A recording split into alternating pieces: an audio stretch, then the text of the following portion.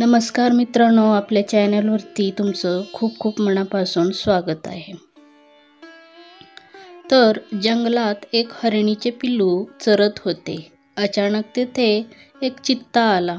पिल्लू जीव वाचवण्यासाठी दाट वेलीच्या जाळ्यात घुसले।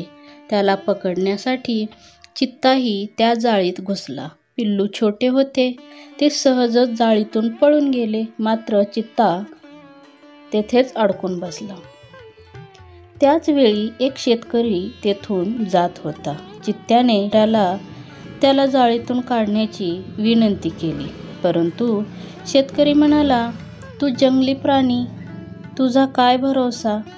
तुला जाळीतून काढल्यावर तू मलाच खाऊन टाकशील." चित्त्याने तसे करणार नाही असे आश्वासन दिले। शेतकऱ्याने त्याला मुक्त केले।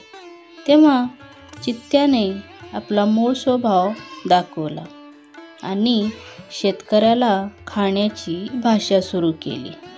शेतकरी म्हणाला, "मी तुला मुक्त केले हाच सहकार्याचा मोबदला का?" चित्त्याने भुकेचे कारण सांगितले। तेवढ्यात तेथे एक लांडगा आला। दोघांची चर्चा ऐकून तो शेतकऱ्याला म्हणाला, "हा एवढा मोठा चित्ता, वाऱ्याच्या वेगाने पळणारा, आणि हा एवढ्याशा जाळीत कसा अडकून पडेल?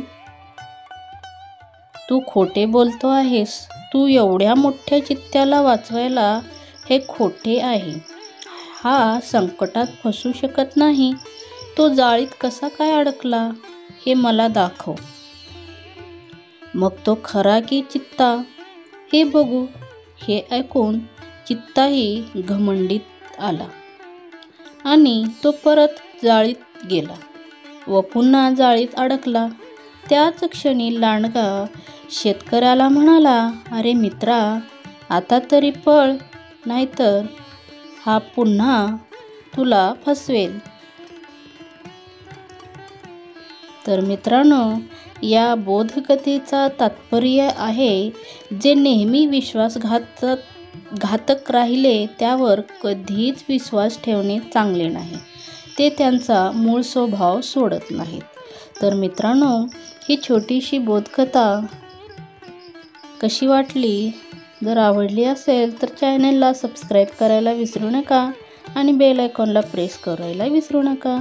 तर असे छोटेसे बोधकथा किंवा व्हिडिओ मी तुमच्यासाठी घेऊन येत जाते। तर चॅनलला नक्की सबस्क्राईब करा। भेटूया नवीन व्हिडिओमध्ये। तोपर्यंत आपल्या सर्वांचे खूप खूप धन्यवाद।